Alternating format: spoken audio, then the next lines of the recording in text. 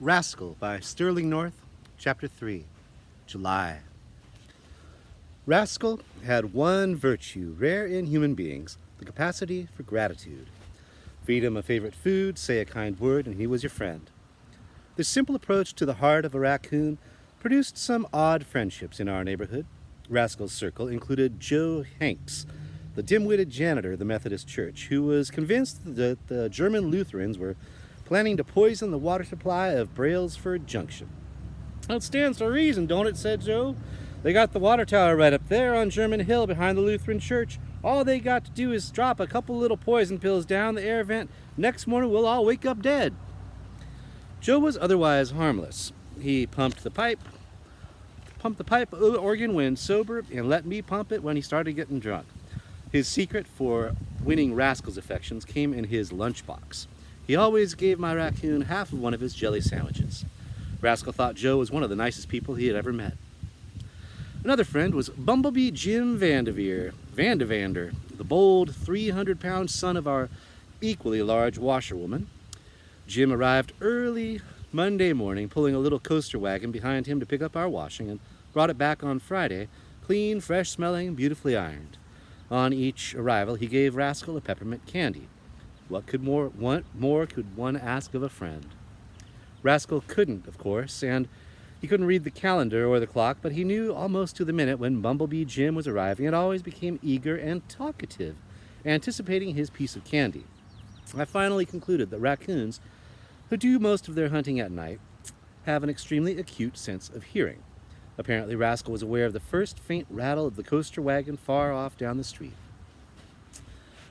From all the sounds of summer, the whir of distant lawn mowers, the singing of the cicadas, the clip-clop of horses' hoofs, and the orchestration of the birds, Rascal could distinguish and identify, long before I could, the distant approach of the coaster wagon. Not all of Rascal's motives were ulterior. He loved music for its own sake and had definite preferences among the records I played for him on the wind-up Victrola. Wagnerian sopranos hurt his ears, but he would sit dreamy-eyed listening to his favorite popular song, "There's a long, long trail a-windin'." In that ballad, nightingales are mentioned. I asked my father one morning if we have nightingales in America, or any other bird that sings at night. "Not nightingales," he said, "but we do have whippoorwills, of course." "Well, I've never heard a whippoorwill." "Could that be possible? Why, when I was a boy..." And he was off on a pilgrimage into the past, when Wisconsin was still half wilderness, when panthers sometimes looked in through the windows and the whippoorwills sang and called all night long. Thury Ludwig Theodor Kumlian, 1819 to 88, always came into these reminiscences somewhere. He was a great pioneer naturalist for whom the Kumlian gull, aster, and anemone were named. A contemporary of Thoreau and Audubon and Agassiz, he had been trained at Uppsala in Sweden and had come to southern Wisconsin in the 1840s, buying 80 acres adjoining the North Homestead. Kumlian could start the whippoorwills any night by playing his flute, my father said. Far across the fields we heard them, the old man with his flute, his son playing the violin, and hundreds of whippoorwills calling. That's music to remember. It made me sad that I could not have known Kumlian and walked the woods with him, learning every bird and flower and insect. I had been born too late, it seemed, even to hear a whippoorwill. My father looked at me for a moment as though he were really seeing me. "Let's take the day off," he said. "There must be a pair of whippoorwills around somewhere here." Those were rare and gala days when my father took me rambling. While I slapped together a few cheese sandwiches and packed a dozen bottles of cold root beer and pop in the lunch basket, my father drove downtown to hang a sign in the office door. "Gone for the day." He came back with the windshield down, the top back, and his white curls blowing in the wind. He was wearing a pair of motor goggles and looked very handsome and dashing, I thought. I put on my goggles too. Rascal, of course, wore his permanently. He perched between us on the back of the seat, gazing rapturously ahead. We had sold the old Model T, and now were driving a huge 7-passenger Oldsmobile, which my father had accepted in one of his numerous real estate swaps. It was rather large for the two of us, but we needed that big back seat for the occasions when we took Wowzer with us.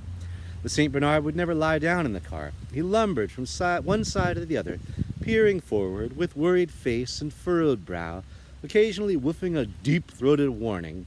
But Wowzer couldn't go today. He would frighten too many birds. The three of us were leaving him behind. We were a happy trio as my father pulled down the gas lever and roared from low into second and from second into high. We took the Newville Road, which led to Lake Koshkonong, one of the largest lakes in Wisconsin, which is formed by a widening and rock river and deepened by the dam at Indian Ford. In former years, it had been covered by the shallows by hundreds of acres of wild rice, which had attracted thousands of waterfowl and migrating bands of Indians. There were still many flocks of wild ducks and geese each spring and fall, and big pickerel and wall-eyed pike for which we sometimes trolled from a rowboat. We swung upstream from Newville toward Taylor's Point, where an old resort hotel called the Lake House then stood. There were few cottages on Koshkonong in those days, merely groves and meadows and miles of sand beaches. Several creeks entered shallow bays where great blue herons waded stealthily, striking as swiftly as a water snake to seize and swallow small fish and frogs. We took the Lake House Road and followed a grassy lane to the limestone cliff jutting into the lake, a promontory crowned with white clover and shaded by magnificent old trees.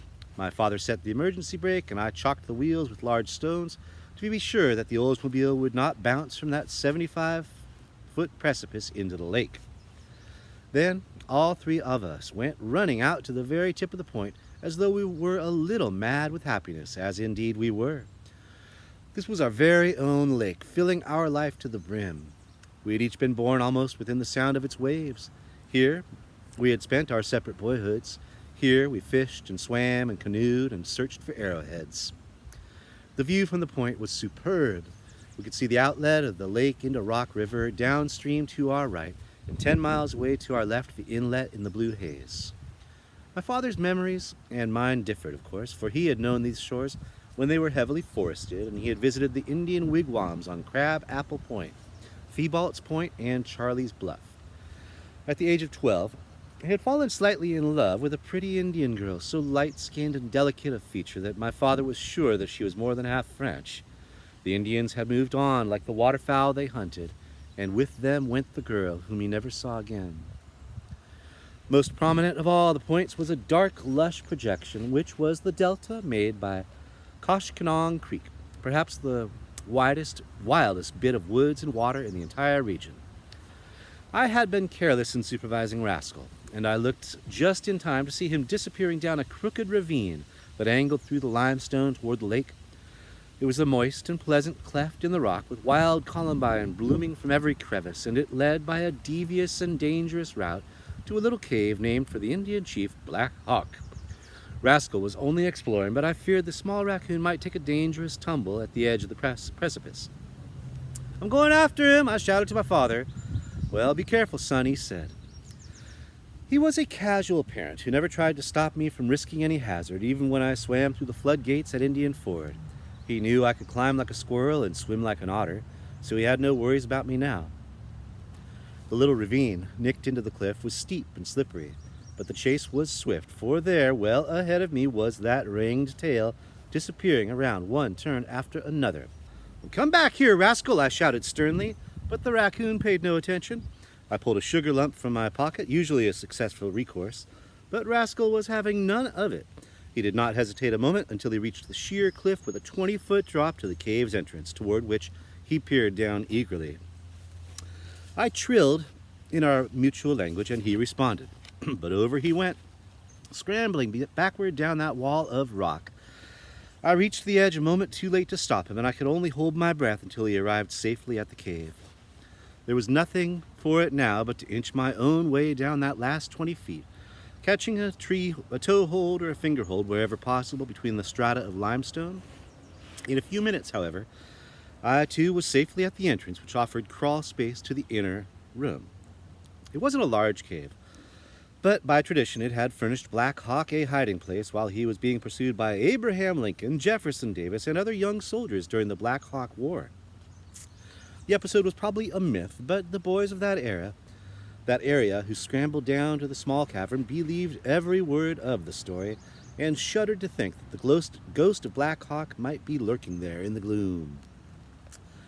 The sandy floor of this cool hideaway was large enough for a small campfire or 2 or 3 campers, and there was a convenient ledge 4 feet above the floor, which furnished sleeping space for an uncomfortable night wrapped in blankets.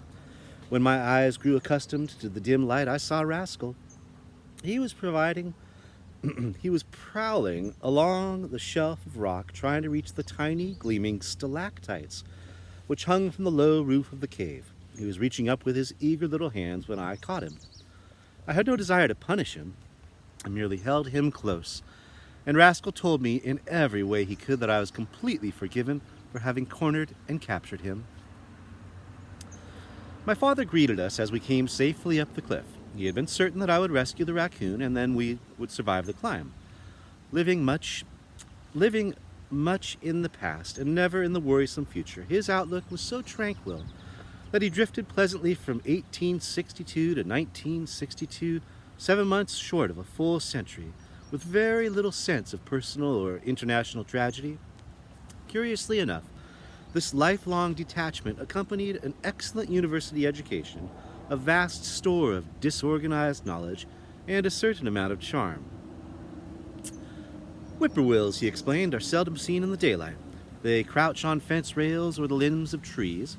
If they flutter up for a moment, they resemble giant cecropia moths.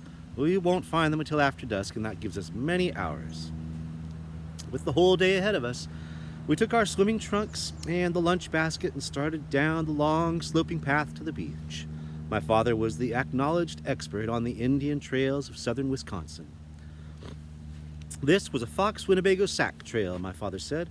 It was used by Black Hawk and his warriors and by their pursuers. These large burial mounds were probably made by much earlier tribes. Along these trails were to be found bird points, hunting arrows, skinning knives, and scrapers, mostly of flint. In my father's fine collection, there were also black and gleaming obsidian spear points, some of them 8 inches long, red calumets transported from Minnesota, and copper ornaments from the Lake Superior region. As we progressed downward toward the beach, Rascal trundled along obediently, panting in the manner of dogs and raccoons when they are hot. The sight of glistening water ahead, cool and inviting, increased his gait to a gallop. I paused to examine his tracks, which made a design like beadwork on an Indian quiver. The handprints and footprints resembled those of a very small human baby. Where Rascal had been walking, the imprint of the retreating left hand was paired with that of the advancing right foot, and vice versa. But where he had broken into a gallop, all 4 tracks tended to bunch. For all of his intelligent adaptability, my small friend was aided in every act by intricate and inborn patterns of raccoon behavior. On this curve of the shore, a very cold, spring-fed rivulet rushed down from the hills, twisting among glacial boulders and the roots of oak trees to fan across the white sand to the lake. In a pool of this stream, I placed the bottles of root beer and pop awaiting our picnic. My father and I donned swimming trunks, and soon all 3 of us were in the lake. The sandpipers tipped and scurried along the beach, darting in and out as the waves advanced or retreated. Rails slithered through the reeds, and somewhere, safely hidden, an American bittern began to pump his odd, deep note like the sound of a sledgehammer driving a fence post into marshy soil. My father was a strong swimmer, using the old-fashioned breaststroke. I was very proud of the fact that I had learned the fast, effective Australian crawl, but Rascal could only dog paddle.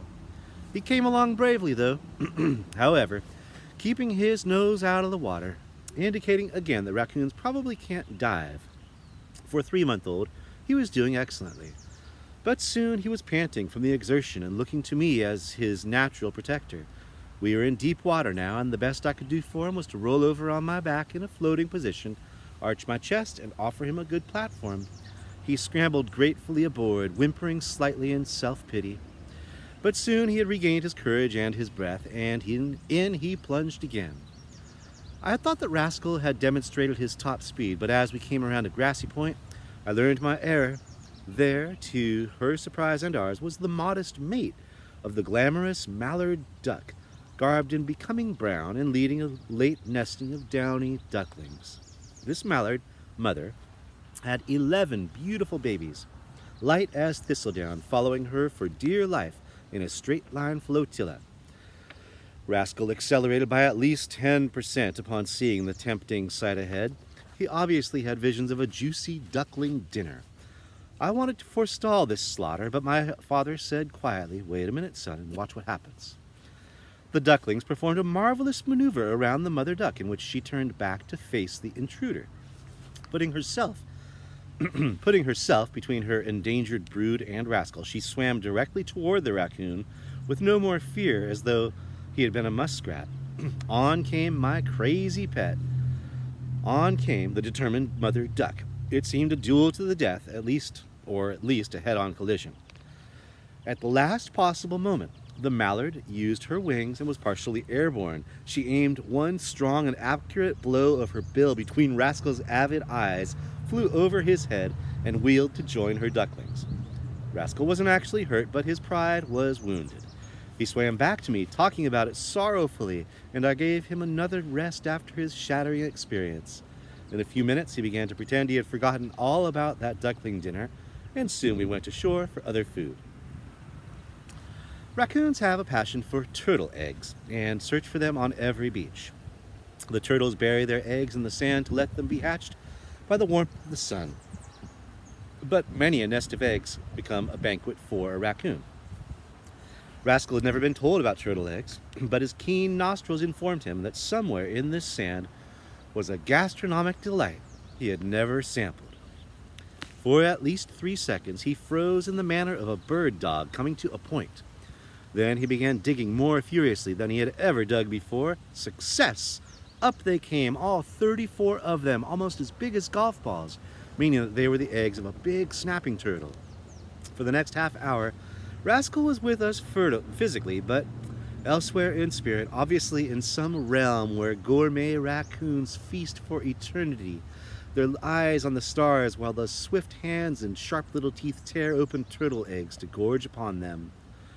While we ate our picnic lunch, Rascal was busy slightly depleting the next generation of snapping turtles. He was so completely satiated that he even refused the last few sips of my strawberry pop. The sun was past the meridian, but there were many summer hours to squander before we might hear the first evening whippoorwill. My father, who owned farms in this region, decided we might as well visit them to see how the tobacco was leafing out and how the wheat harvest was progressing. It should be said in passing that ownership of a piece of property was never that simple with my father. Although he never touched a card, he was a born gambler, particularly in real estate. When he took title to a farm, he immediately loaded it with a first mortgage and usually a second mortgage. With the money thus liberated, he would buy another farm and repeat the process. It was very much like buying securities on a margin. When the market was rising, he pyramided his paper profits, but in every farm recession, he came close to disaster. I didn't understand his complex bookkeeping, and perhaps he didn't either. But at this moment, he felt he was fairly wealthy, with a wheat ranch in Montana and some 8 or 10 other pieces of endangered property. My mother hadn't lived to see much of this new prosperity. A delicate, highly intelligent woman, she had entered college at the age of 14 and graduated at the head of her class. She had accepted and married my father, for better or for worse, sharing more years of poverty than of comfort. She did the worrying for the family, and it was largely worry that killed her at 47. My father, who lived in an insulated dream world, took all of his losses philosophically, even the loss of my mother. On this summer day in 1918, he had no worries whatsoever, unless he briefly remembered that Herschel was fighting in the front lines in France. The price of leaf tobacco was soaring, as were the prices of other farm products, and land was selling at an all-time high. His cornfields were green and thriving, and his wheat and oats were promising a record yield to the acre. In lush pastures through which small brooks wandered, his herds of Holstein and Guernsey cattle grazed contentedly in knee-deep grass and clover. I always enjoy these farm excursions, particularly. Here's some picture time.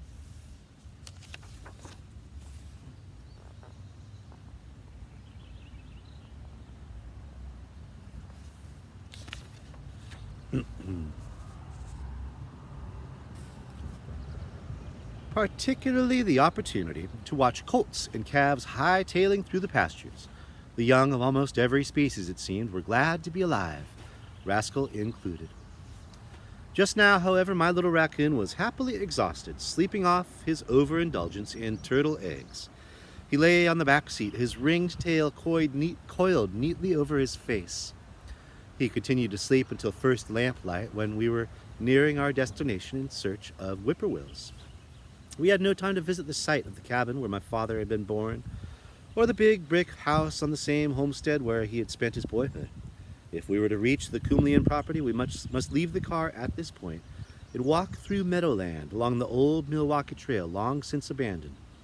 Up this trail from Galena, Illinois had once moved heavy ox carts pulled by 6 or 8 yoke of oxen. These toad crushers, bringing pigs of lead from the mines to the lake port, had wheels made of the cross sections of giant white oak trees. The screaming of these wheels on their wooden axles could be heard for miles. Down this same trail from Milwaukee had come such early settlers as Thuri Kumlian from Sweden and my ancestors from England. The ruts were now overgrown with grass and healed by the passage of time, but we could see them clearly as my father, Rascal, and I walked through the gathering dusk, accompanied only by the shadows of pioneers long dead, moving through fields and forests of memory. Above us, above us circled the nighthawks, searching insects, their aerial acrobatics graceful and erratic. Notice the ovals of white under each wing, my father said. That is one of the few ways you can tell nighthawks from whippoorwills. What other ways? The whippoorwill's call, of course, and his whiskers. Well, how can you get near enough to see a whippoorwill's whiskers? You seldom can, my father admitted, but on those which Kumlian mounted, they were obvious enough. Stiff bristles on either side of the wide mouth, probably for sensing the flying insects he scoops up for food. We walked on in silence, approaching the 40 acres of virgin forest which Kumlian had protected from the axe. It is gone now, but it was there when I was a boy, a sanctuary and a memorial, haunted by the spirit of the gentle Swede who played his flute for the whippoorwills. We came at last to the flowing well, which the old naturalist had dug, ringed with heavy limestone slabs, its cold water gushing up from below and winding off in a little stream through marshy pastures to the lake. I was thirsty, and I went down on my knees to drink from the clear, deep pool, but my father said, "Wait a minute, Sterling, try this."